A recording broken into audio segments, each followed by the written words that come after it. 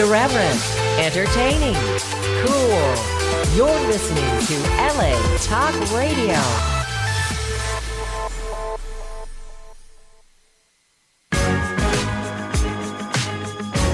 You're listening to What Women Want with Judy Goss and Kristin West, only on LA Talk Radio.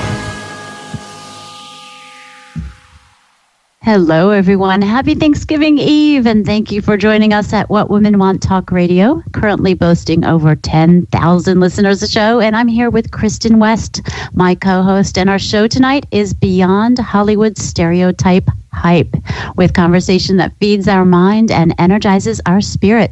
And that is so true. We talk about things you need to know and things you may not want to know or not want to talk about, and we will, like tackling the diversity issue, particularly in Hollywood. Our guests tonight are championing the cause of having all types of cultures and backgrounds involved in the film industry. They're superstar producers, they're directors, they're actors in their own right, and it's really admirable the work they are putting into that mission. And my co-host, Kristin, is also directly involved. Kristin, can you tell us more about how your film, Seeking Valentina, is supporting this whole initiative? Seeking Valentina is about a family in grief, and I'm so pleased to have Armin Nasseri here with us this evening. He chose not to make the family what we would consider a traditional waspy sort of family. He actually wanted to show Middle Eastern Americans as people other than terrorists or 7-Eleven clerks.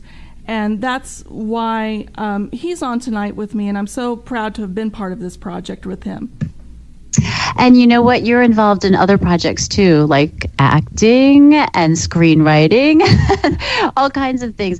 What's coming up for you? Well, actually, the first production stills of The Spirit Room, which was a horror short by Adam Ung, came out this week, and I've been sharing them on Facebook. And he also has been dealing with breaking stereotypes of Asian Americans. So it's been a theme in my artistic life recently, and I'm so excited to show these stills.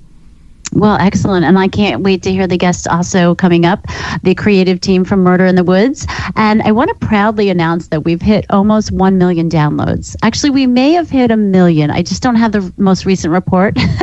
And guess what? We are on YouTube. So right after the show, go straight to YouTube and subscribe to us, or visit whatwomenwantradio.com and select iTunes or Google Play. We are all over the place. So make sure you subscribe to us so you don't miss even one show. So my background comes from the fashion and publishing worlds. I was a high fashion model with Ford New York before becoming a magazine editor. And after that, I went right back to the front of the camera as a TV host and a regular contributor on NBC and Fox. I founded the company What Women Want Networking 6 years ago, whatwomenwantnetworking.com. We have several regional chapters spanning from coast to coast. And I'm also a St. Martin's Press author, a writer for New York Lifestyles magazine, and the mom of teenage twin girls, who I actually will be leaving in January for a few days to go to the Powerful Living Experience Conference in Orlando, Florida. If anyone wants to join me, David Baer is the speaker. He's hosting it. He's like an up-and-coming Tony Robbins. He's amazing. So let me know if you want to join me for some intense mindset work. I've had private coaching from him, and it's just incredible what he can do to really set your mind and make you successful. I have a really deep discount coupon code for you, though. So just email me through our website, whatwomenwantradio.com, for more details, and let me know you're attending. His website is powerfullivingexperience.com if you want to know more about it. And speaking of powerful living, there are others changing the world in a different way. And we're so fortunate to have them on our show tonight. Right, Kristin? No, we totally are. I'm so excited to have these guests on, especially at this particular moment.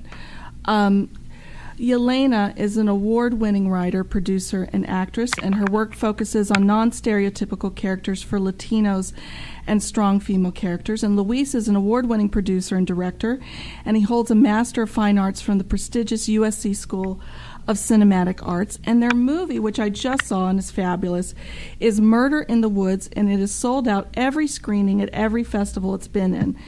And it was just recently at the LA Skins Festival this past week. That's where I saw it. And Luis and Yel took home the Achievement in Film Award for Best Feature Film, Murder in the Woods features an all-Latino cast, and it stars Danny Trejo, one of our favorites. And it's just beginning its film festival run, and it's going to be seen at film festivals all over the world. Welcome. Wow. Welcome to the show, Yelyna and Louise. Hi, thank you so much for having us. Well, we're excited to have Double Trouble on today. And I'm sorry, I keep saying Yelyna. It's Yelyna. Let me drill that through my head. Yelyna, yeah. Like Selena, Yelyna. People call me Yel because they can't really say my name, but it's Yelyna.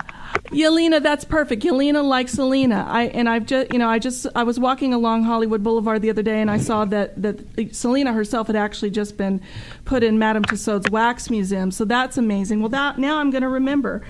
Well, I just want to dive into this right now because it's interesting that you two are on and that you have this movie out. It's What Women Want Talk Radio, so we're going to do ladies first here and start with Yelyna. So Yelyna, how did you get into film? What was your path to doing this? Well, my career actually started as an actor. I'm originally from the south side of Chicago. I'm a first-generation Mexican-American woman. And in Chicago, there wasn't a lot of arts programs in the area where I used to live. But it just so happened that one day this television show came to our neighborhood called Crime Story with the late Dennis Farina. And they were shooting in the neighborhood. And they were coming to people's homes and, kind of scouting, location scouting.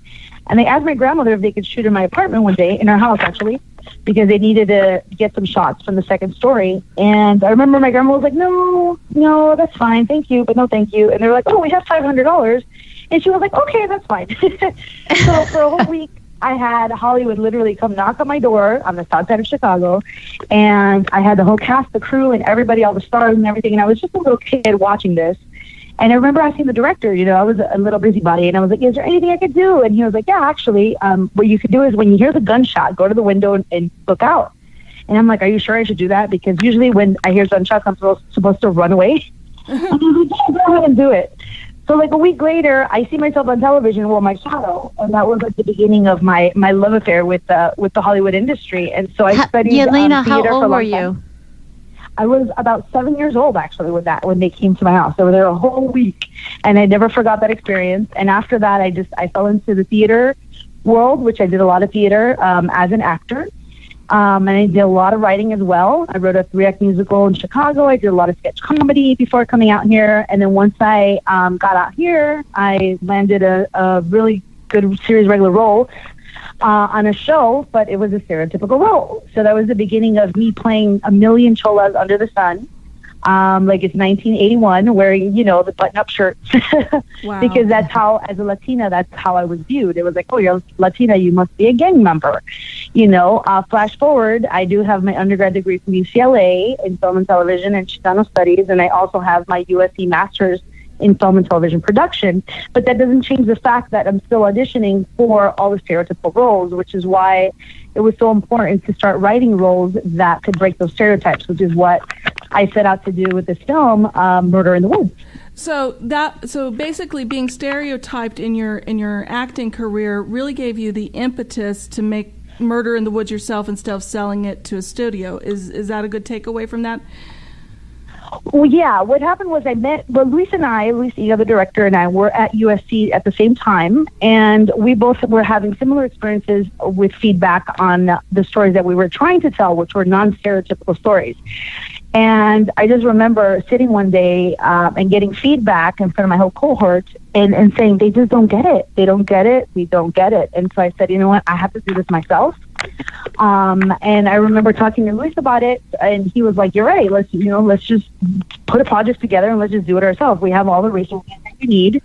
I know a lot of actors just from working in the industry, which a lot of the actors that were cast in Murder in the Woods were actually awesome actors I worked with in 2011 on a movie called The Better Life, which was actually nominated for Best Actor Academy Award.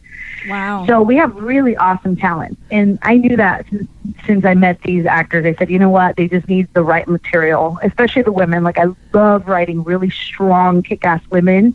I was raised by a lot of really awesome, strong women in my family, but I never saw that reflected on the television. Right. And I never saw people that actually looked like me on the screen. You know, I didn't find anybody that I could recognize. Are the characters based on people you know, or are they part? How much of this is based on people you know and you wanted to really portray, or was how much was just straight out of your own head? Well, as a writer, you always write what you know. So these are all, whenever I'm thinking of characters, I always think of people that I have, dealt with in life, whether that's a good experience or a bad experience. Of course, if they see themselves on the screen, they would never recognize themselves, but I know who they are. So a lot of it actually does come from, because I write really three-dimensional characters, and that's the one thing I will say about being a woman writer, is that because I'm a woman writer, I understand women, I get women, because I'm a woman. And most of the time, as an actor, I'm reading these roles, and they're just one-dimensional characters, So that was something that I really have a lot of fun doing, is actually digging back and thinking about all the people I've met in my life. I love to travel, so I'm very well versed on different cultures as well. And I really just make sure that the female characters have, traits that you can actually, when you watch it, you're like, oh, I know somebody like that. They're relatable. No, it's absolutely true. And I think one of the things that we don't embrace enough is that, I've said on this broadcast before, there's no monolithic way of being an American. There's also no monolithic way of being a woman in this society. And what I wanted to ask you in particular, because you're a successful actress, you are a successful film producer, what is the biggest challenge that Latina producers face in Hollywood? Is it getting funding? What is the big challenge for Latina producers? Well, for me, I can only speak from my own personal experiences, and some other friends that are also in the industry. It's just getting the respect and getting recognized and getting the opportunity to actually tell our own stories. Because I've had several experiences where people don't mind hiring me on their projects that have maybe one Latino character or so. But I think the biggest challenge is I'm sorry? Go ahead, dear. Oh, but I think the biggest challenge is just really just getting the respect just as a woman. I mean, yes, I'm Latina, but just as a woman in general. And I've seen it all around where as a woman, they don't think you know what you're talking about, And I'm sitting here going, wait, did I not just finish the same degree you just finished? Sometimes that happens where people are like, even in your same space, and it's like, wow, just getting that respect to say, I know what I'm doing. I was a single teenage mom, so there really isn't anything that can be thrown my way that I can't figure out. So that's one thing as a producer, you need to be able to just, get up and do it. And I think that women are, well, obviously we're great multitaskers, but we're really good at just making things happen. And that's the one thing that I feel like we just don't get enough respect on, everything gets questioned. Every decision, when you're going to Hollywood, it gets questioned. Like, you don't know what you're talking about. You feel like you're constantly even trying to prove yourself in a way. Yeah, and we just sold out the Chinese theater in Hollywood twice. Right. So I'm like, how much more? Oh my gosh, I saw the red carpet pictures. It was fantastic. I was so excited to have you on the show. Yelyna, awesome. It was great. I've been to so many film festivals all over, and I've never quite seen a red carpet like that. And the line to get into this movie that you and Luis have made. Now, I wanted to pivot back because you do have the experience in acting, and you do have the experience, obviously, with casting, because you had to cast all these great actors and producing. And I want to ask Armin about this later in the broadcast, too. But I think when I look at Actors Access and the breakdown services and LA Casting, I feel like there's this sort of monolithic idea of what it is to be brown in America setting in. And what I mean by that is that I see people playing Middle Eastern who are people who are actually Hispanic, and I see Latino people being played by Middle Eastern people. What do you think of that? There's this notion of that you can pass for a certain race or ethnicity when you're not that race or ethnicity. Is that harmful? Is that helpful? Is it neutral? What do you think of that? Well, I know from doing theater, when, for a long time I was doing Shakespeare, about 15 years I was part of a company, and they did what they call blind casting. And that's when you just get the best actor for it. It doesn't matter who's playing it. And honestly, that was really great because it gave a lot of people of color the opportunity to fill roles that they, otherwise would never get cast in. So my thing is, as long as it goes all the way around, I would be okay with that. But it's not all the way around. Like, for example, I only get to read for Latino roles. If there's not a Latino role, they won't see me. And especially, like, even within our own Latino culture, they're very specific when it's like, oh, we want a Cuban actress. It's like, you have to be Cuban. If you're not Cuban, they won't see you. So it's one of those things where it's like, it would be okay if it's, all for one and one for all around. Like, anybody could play any role, and that would be okay. But that's not the case. Does that make sense? It does. You make several great points in there, and I want to have Luis hop on the broadcast now because he's been an important collaborator in this project. And Luis, I wanted to ask you, what were your influences in shooting Murder in the Woods? Obviously, it's a cabin slasher movie, but it has a sort of a giallo feel to it as well. What were some of your influences?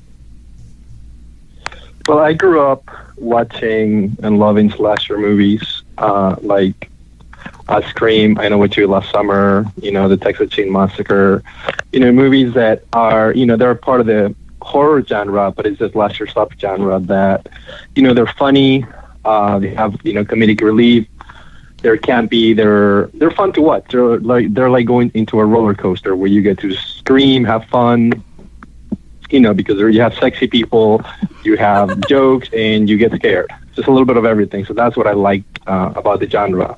Well, you have some sexy people in your film. I mean, let me tell you, that is an all-star cast there, and there was never a dull moment on that screen, which is a big a tribute to your directing. Are there any directors that you personally idolize or like to pay homage to in your films? Well, for me, I grew up. The reason I wanted to be a filmmaker is watching, like many other filmmakers, Star Wars. So, I've always been a big George Lucas and Steven Spielberg fan, and that's why I always wanted to go to USC, because I knew that's where George Lucas went to school. So I always, since I was a little kid, and I saw Star Wars, I was always very attracted to the visual effects and special effects in the movies. How the whole movie magic and, the whole cheating the camera and like movie magic worked. So when I was a little kid, I used to go to the corner store in Mexico. I grew up in Mexico. Oh, wow. Till I was 17. And I would buy fireworks because you could back then in Mexico. And I would just play with my G.I. Joes and blow them up and create like little visual effects scenes and make tunnels in dirt and blow them up. And then I would grab my father's Betacam without his permission, and I would shoot that. And I would just go and watch it, and then I would have to delete the tape because if he find out, he would kill me. Oh my goodness! How charming, though. So that's how I got into the business. That's how I got into my passion for filmmaking started, and there's so many great directors that are out there, that a lot of them too. I love the Mexican directors, Iñárritu, Cuarón, and Guillermo del Toro, for example. I mean, I love Guillermo, and he does amazing with horror, because I know I like what he does. He does horror with a heart, I like to call Luis, it. how did you first get into the horror film genre? What was the shift there? Because you said you were obsessed with the more kind of sci-fi type of Star Wars films. I loved, because I grew up in the arts, too. I'm an artist. I've always loved the makeup and the blood. So, oh my God, my daughter's like that. Up, it's crazy. Yeah. She's obsessed with it. She makes her own scars and everything else for Halloween. Yes. So Halloween, I would love getting dressed up, and I would buy these kits that would have blood and all those things. When we used to go to, I grew up in Mexico. We used to go to Texas a lot. We used to go to Laredo or San Antonio, Texas. So with my family, because I have family there, and I would just buy all these makeup kits for Halloween. And I would just do the makeup. I love like putting my, bullets in my forehead and and that whole makeup experience. So I also like makeup, and I'm an artist overall. I've done sculpture, photography, and so I interned in the movie The Call for Bobby Gold, who's an Oscar twice nominated set dresser. He was nominated for the master and commander and the artist. So he's been an amazing resource for me in the art department, where I've learned a lot from him, and he was one of our advisors in Murder in the Woods. Well, so for me, that's how I got into horror and the gore and that. Well, speaking of great people to have worked with, Danny Trejo is in this movie, and I have to tell you, it was so nice to see Danny Trejo playing a law enforcement figure, which is not what he usually is typecast as. You know, Danny. Yeah. And Danny's personal. No spoilers. Okay, well, I'm not. Trust me, I'm not going to spoil anything here. But you know, and Danny in real life is an ex-convict, and he walks through the world as what I would say, using the vernacular of the day, unwoke people would call a stereotypical Mexican American man. And I want to know, was that casting against type intentional? Yes, 100%. Since we started working on the script, that's what we wanted. We wouldn't settle for anybody. It was written for him. Yeah, we couldn't see it. It was written for him. Yeah. Well, It was great to see that, and I really enjoyed seeing him cast against that type in a way, because we are so accustomed to looking at him and men like him who are in a certain way, and I thought that was interesting that you broke that. Now, I want to also talk about, obviously you're on the film festival circuit right now. You're doing amazing. You're really slaying out there in terms of getting this movie out there. Has there been a reaction from distributors, the people who get the movie into theaters for us to watch, besides film festivals? Have you been surprised about how distributors have responded to this film? Yes. I mean, we have been in talk to some distributors, and again, it's so crazy because once they watch the movie, they're like, "Oh, I thought you were going to show me a Latino movie," and I'm like, "Yes, look at everybody in front of the screen is Latino." Right. And they're like, "No, this is not a Latino movie. Where are the cholos? Where are the cartels? Where are they?" I'm like, "No." The maids and the nannies and they speak English. The movie's in English, right? That's the big thing. It's not in Spanish. You said it was a Latino film, and I was like, Latinos speak English. There's first generation, there's second generation, there's third generation. Like you said, we're not monolithic, people, but they don't get it, But like I said, we've sold out the Chinese theater twice, so we know that our audience is there, and we definitely know that this movie is a great experience to actually going to the theater. So we're waiting till we meet somebody that really gets it. Yeah, for example, I would say, it's like me saying that a mafia movie, and The Godfather, it's an American movie, but it happens to have Italian Americans as the protagonist. So does that mean that only Italians went to watch that movie? No. Everybody went to watch that movie, no matter what their background is. Well, it sounds like everyone's coming to watch your movie too. Yeah, the crowd was very, very diverse. That's awesome. Fantastic. When I went in the crowd and I saw it was so diverse, I was like, oh my God, I love it. And that was our goal. To make a movie that told, from a perspective from Latinos in the United States, however, to be able to make it crossover to a general audience. And as a director, for me, you guys are creating history. You're really revolutionizing the film industry right now. Do you realize that? Yes. Yes, and that was the goal from the get-go. I've always been I can't even tell you how impressive that is. I've always been an entrepreneur, and I've always worked for startups. So I've been wearing many hats, and that's what I've been able, to wear so many hats in the movie. From raising the funds to accounting to bookkeeping to, I'm very. Luckily, I'm very good with software and technology. So, do you still put bullets in your head? Yes, in Halloween, yes. That would be oh no, yeah, yes. No, I was walking around one day, and I was like, oh, put the makeup on me, So I was like, whatever, I'll take one for the team. But But yeah, no, thank you for that, and thank you for recognizing that, because we have really put in so much work on this. And this is something, since I was a kid, I like I said, my dream was to make sure that I can write characters for people like myself, that look like myself on the screen. And so when you look at these beautiful Latina women up on the screen, we have Chelsea Rendon, we have Catherine Toribio, we have Jeanette Samano, we have Soledad St. Hilaire. I mean, these are amazingly talented women that are getting a really awesome roles, you know, and they're slaying. So I'm really proud about That's that. Great. Well, if you have any room, I'm half Puerto Rican, so just let me know. Well, I mean, again, the sequel is going to be Murder on the Island, so we can bring you there. Yeah, we go to Puerto Rico. I really love what you're doing. Congratulations that it's becoming a huge success. So how do we keep track? And thank you for recognizing the what we're doing here, because not a lot of people are realizing, and that the importance of it, and that's also, you know, and again, because we're entrepreneurs, and like you said, we're the first ones revolutionizing. Everybody's scared to take a chance, you know. Yeah, when you pioneer something, everyone's like, what? Yeah.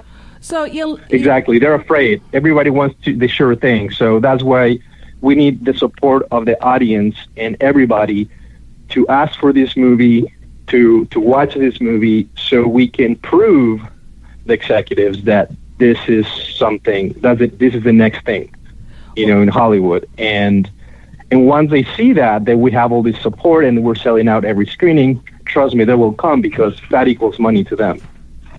And then we're not going to be able to get an interview with you guys next year, huh? Oh, no, of course, always. Of course you will. Well, always. How do we keep track of you?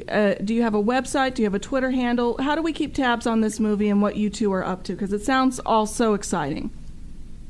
We have our website. Murderinthe-woods-movie.com. So you can go to murderinthe-woods-movie.com, and that will show you all our handles, because we're on Twitter, we're on Facebook, we're on Instagram, and we are going to be traveling with the movie next to Portland, Oregon at the PD Extreme Fest, which is coming up December 2nd at 3 p.m., which is a Saturday. And then we're also going to be going to Long Island, which is the Macabre Fair Long Island Festival, which is going to be January 12th.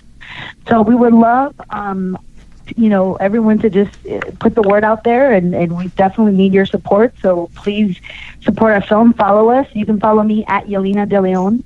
That I'm on Instagram and Facebook as well. And Luis? Yeah, for me, I'm on Instagram, I'm luis.iga, and on Twitter, I'm at luisiga. And also, all our personal information is on our website under filmmakers. You can see our IMDb, our social media links. And if you go to murderinthe-woods-movie.com, you'll see the list of festivals that we're going to be going to. However, I can't stress enough how important it is for the audience to call their movie theaters, to call their networks, and ask for this movie, because that's what's going to help us prove our point and help make this change in Hollywood. Yeah, and they don't have to put their email in to do that. Just make a phone call and ask for the movie. It's easy enough, right? Exactly. Easy, yep. Well, congratulations. That's really impressive, and I wish you even more success. I know it's going to be fantastic, and keep in touch. Let us know how you're doing. And just as impressed I am with our next guest, because he is also changing the world in a very unique way. Armin Nasseri. He's been on the show before. We love him. He's an award-winning actor, producer, writer, editor, and director. Wow. His films have garnered worldwide acclaim. Armin's most recent film, Seeking Valentina, which you've heard me talk to Kristin about, which Kristin West is starring in the title role, has received over 60 laurels from film festivals all over the world. The film, which is about how people deal with grief and loss, features a diverse cast, including 4 Iranian Americans in key roles. Armin has dedicated himself to breaking down the barriers of Hollywood stereotypes also. Armin, welcome back to the show. Thank you, Judy, for having me. It's so Absolutely. Great to be here. It's a pleasure to have you. Now, how did you get in the industry? Let us know the story, your background, where you came from. Well, I'll tell you about myself. My first job was acting. I started acting at age 14. My first role was a drama that was adapted from an award-winning play. And, I also worked on Knights of Rodanthe and Argo. And, when I was a teenager, my oldest brother introduced me to movies by Scorsese, Francis Coppola, and Alfred Hitchcock. And my brother wasn't just telling me how great movies such as Psycho, The Godfather, and Goodfellas are. He was explaining camera angles. He was pointing out the editing style and why these directors are important. And I was very intrigued at a young age, and I wanted to learn all the tricks on how to make a movie. And filmmakers from movie or specifically horror? Just any type of movie that I felt had a universal theme. Okay. And I felt, from filmmakers from Orson Welles to Warren Beatty inspired me to want to both direct and act. And I went to film school, and I learned every department from grip, directing on a soundstage, to screenwriting, script supervising, sound, and editing. I directed a short film and was well received and voted in the best semester screenings and recognized by the Intercollegiate Film Festival. And after I finished school, I felt I needed some more experience. So I worked as a production assistant, set construction, art department, art PA, boom operator, second AC, second assistant director, craft services, editor and sound designer, still photographer and producer. All these positions didn't just give me confidence to direct, but it taught me about humility and made me a well-rounded director. And now I can grasp on every department, and it gives me the advantage to make a great film. Good Lord. Okay, so let me back up here. You said you started as an actor. What shifted you over to the producing, wanting to know everything about the filmmaking part of it? Was it the acting that segued into that, or did you decide early on that you really wanted to be a part of the, whole process? I mean, I've always, acting was my first love, but I always had that desire of writing and directing. And, I always had that in me. And when I moved to California and I studied at acting school, I saw for the first time that if you want to be successful, you have to be multi-talented, especially when the industry is so competitive. You got to be multi-talented. And where did your genius come from when you hired Kristin West? When I hired Kristin West, I actually met Kristin at acting school. And, during that time, I was around students who were only focused on acting. And one day, Kristin and I were walking on the street, during our lunch break, and she talked to me about one day getting together and writing a script. And that took me, I was kind of taken back by it because I was so focused on, in front of the camera when I was very young. So I just wasn't thinking about even working behind the scenes. And then it was in my subconscious. And then when I finished my studies, I went to LACC. I took all of these courses, and they gave us a lot of hands-on work. And everything just kind of fell on my lap. But I realized, wow, because I've studied acting, I know actor vocabulary. I can communicate with actors. And then we had to edit our films. And then I would edit, and I realized, wow, this is definitely... I definitely made a difference in something. This is, I see promise. I need to keep honing my skills and get better. So you and Kristin became a team, right? Creating this Seeking Valentina? Is that how it worked? You got to know her, and then you started working on a project together? Yeah, Kristin and I worked on a couple of short projects together. And then one day... I wrote the script, which was Seeking Valentina, and I showed it to her. I told her what she thinks, and she said she liked it a lot. And I told her that I wrote the role of Valentina with her in mind. Oh my gosh, what a place to be, Kristin. That's amazing. Now, Kristin had brought up, Danny Trejo and how that was casting against type, right? We had talked about that a little bit in the first interview. And I heard from a little bird that was part of your intention also. Can you talk about that a little bit? About Kristin? About the Seeking Valentina that you cast against type, right? Yeah, well, I just want to say that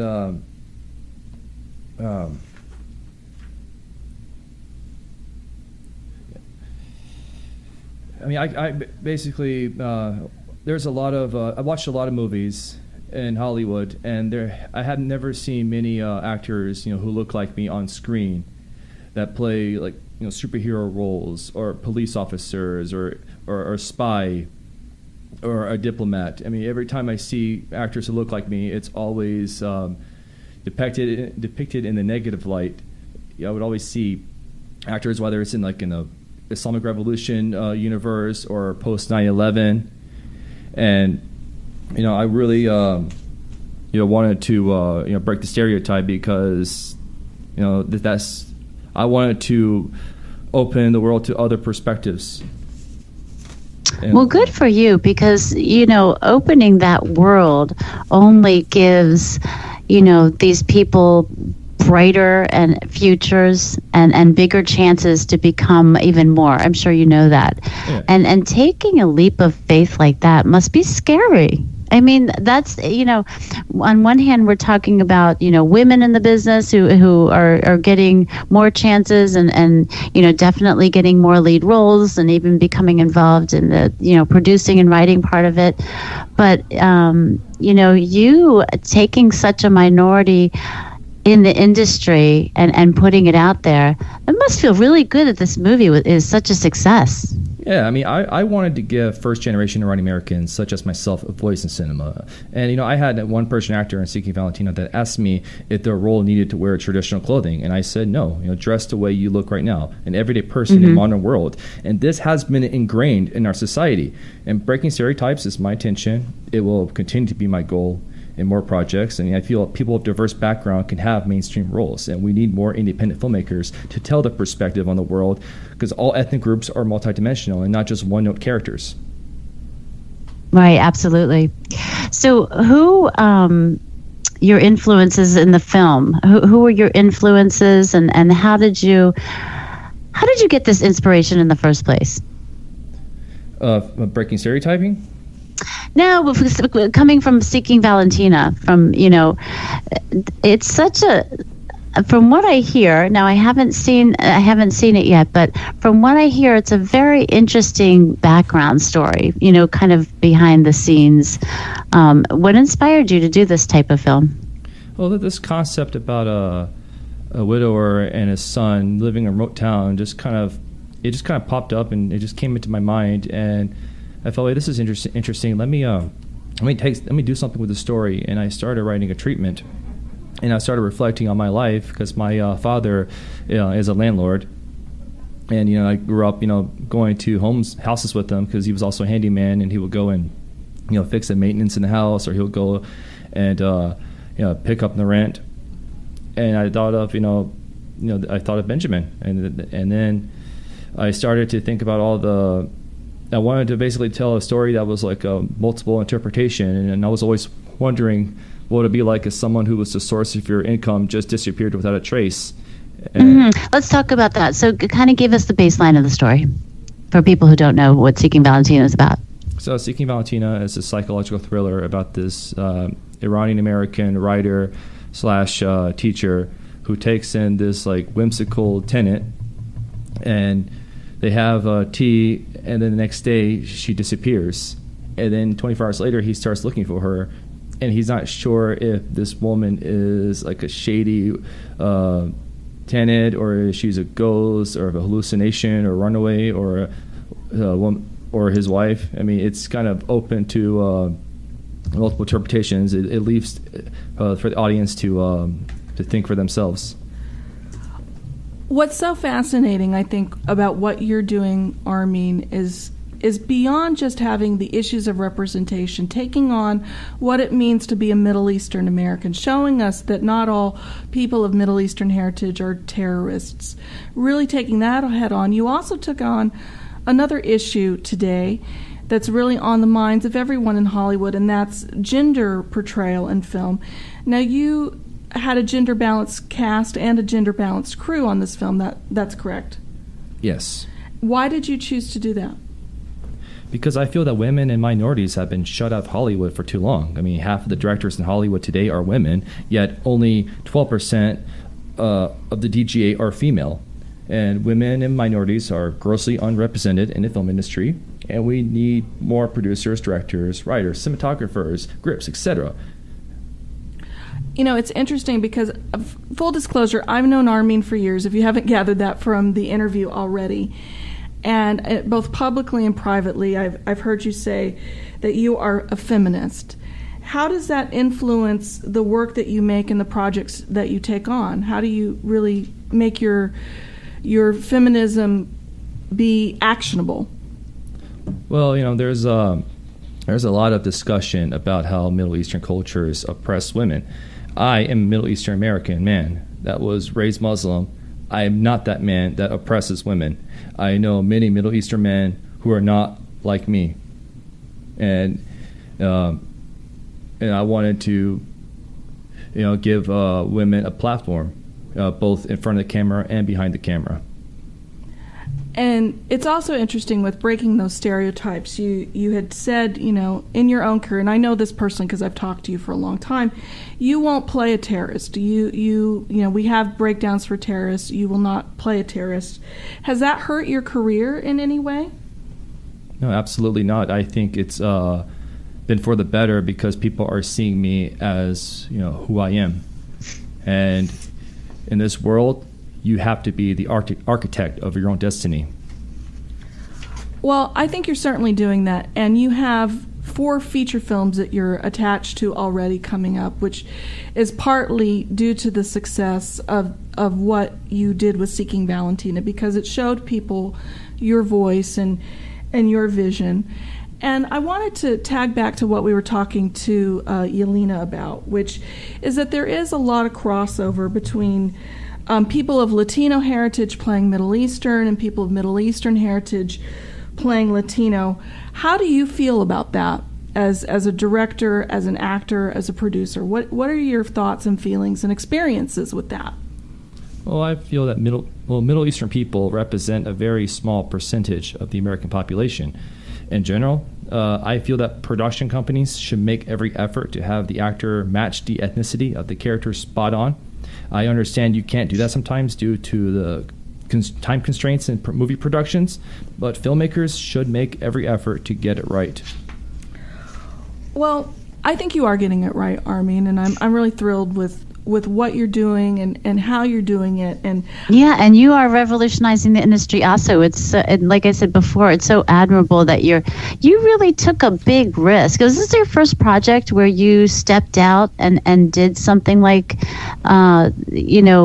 giving Iranian Americans such a chance, such a big roles in your film? Was this the first time you really kind of opened that up? Or have you tried it before and it maybe didn't work, or did you just decide, you know what, this is it, I'm going to do it? I mean, I've always, had that motivation, even when at a young age. But I mean, at the time, I didn't feel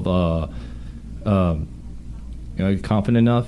I mean, because I was still so young. You were waiting for the right time. It's all about timing. And when I started to work all these positions and productions and realized, hey, if these people can tell their stories, so can I. And then and as time went on, I mean, once I hit my 30s, all of a sudden I started feeling like I just started coming into my own.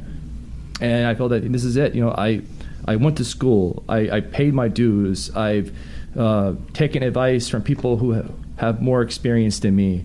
I know this. And I just woke up and said, you know what, I'm going to grab the bull by the horn. I'm going to make this happen. And I'm going to be unapologetic, because you have to get the stories out there. You can't let one person tell the stories for you. It's so interesting, and I think a lot of actors, really people who start in acting who are not making the stories they want and who get into producing, really feel this urge to produce their own work, and some of them, like Armin, have this tremendous level of success, and like Yelyna and Luis, have this tremendous level of success when they really tell the stories that are in their heart and in their spirit.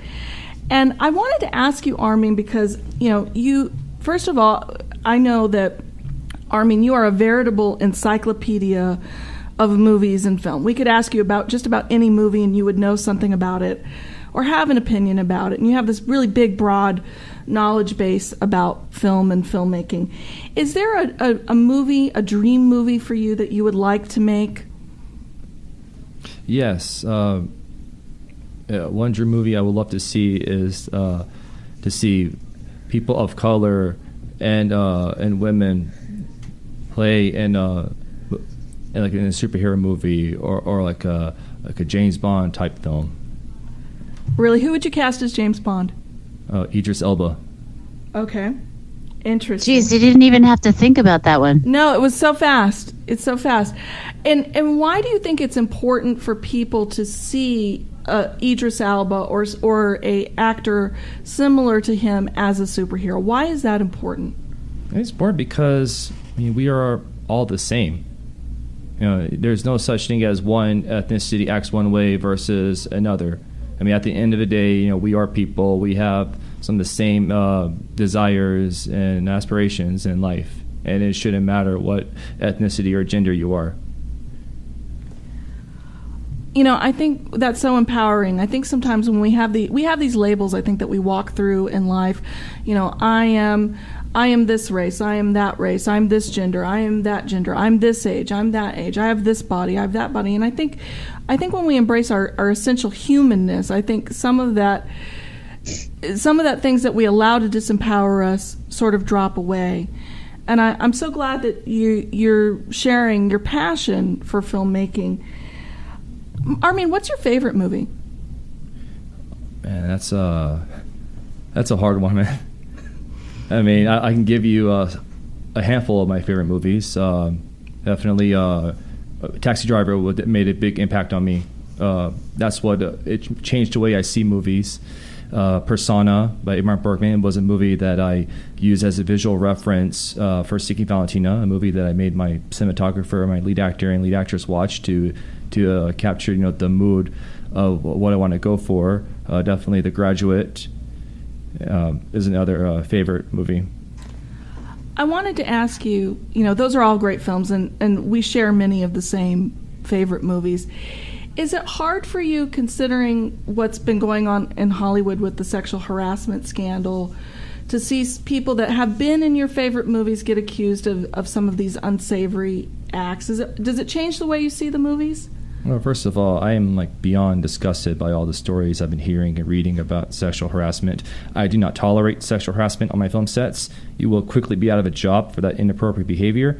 I commend all the women and men who have come forward and are continuing to share their stories. This incident should not be swept under the rug. We all need to take this very seriously, and shame on those who abuse their power. Literally, listen to your elementary teachers when they tell you to keep your hands and feet to yourself. Everything we needed to learn in life, we learned in kindergarten. I think that's true. What do you think, Judy? Yeah, no, I'm just sitting here listening to you guys, and it's just so funny because it's not funny, but we're breaking down Hollywood into a perspective that people like me don't really see. We hear about the scandals, of course, and we hear about the typecasting, but this other way of seeing truly behind the scenes and what happens out there with the stereotype hype and the Latinas and the Iranian Americans, and it's just not something that we think about in the mainstream enough. And I'm just so honored to have people on my show this evening that are really fighting for the minorities and Armin, you for women, not just people from your background and culture, but for the women also. And it's nice to see such a passion for that, because we really don't, people like me, like I said, don't really see that, every day. And it's just nice that it's finally being brought out into the spotlight, and there's such successes happening around your projects and around your passion and your vision. So congratulations for that. Yeah, thank you. It wasn't just based on my life experience. I have to give credit to the people who actually took a risk to put out movies that helped me see that that perspective. I can't tell you when I first watched Lilies of the Field. An African American itinerant worker building a chapel for a group of nuns. How many movies do you see that? Or Guess Who's Coming to Dinner, where it showcased an interracial relationship in a positive light. This is right after miscegenation laws were struck down by the Supreme Court, thanks to Mildred and Richard Loving challenging the law and winning the case. I mean, these are the reasons that motivated me to make Seeking Valentina, because I believe love is universal, no matter what gender or ethnicity you are. And you're going to be the reason that minorities and women and all kinds of other people will realize that they have a chance in Hollywood too. So good for you for being a leader with that. Where can we find out more about you, Armin? You can find me on Instagram at Armin Nasseri. I also have a business page on Facebook at Armin Nasseri Filmmaker. And you can catch, if you want any information on Seeking Valentina, just go on www.seekingvalentina.com. And pretty soon I'm going to launch a website called Polar Underworld Productions. So just look me up. I also have an IMDb. And thank you. Excellent. Well, thank you for coming on the show. It's great to have you back. And everyone else, remember, subscribe to us on YouTube. Don't miss one show. Next week, we have a writer from Inc.com coming on, Bill Carmody, along with Cricket Harrison, the founder of Bright Outside the Box. For more interesting conversation that feeds your mind and energizes your spirit, go to whatwomenwantradio.com. And we'll see you next week. Happy Thanksgiving and good night. You're listening to What Women Want with Judy Goss and Kristin West, only on LA Talk Radio.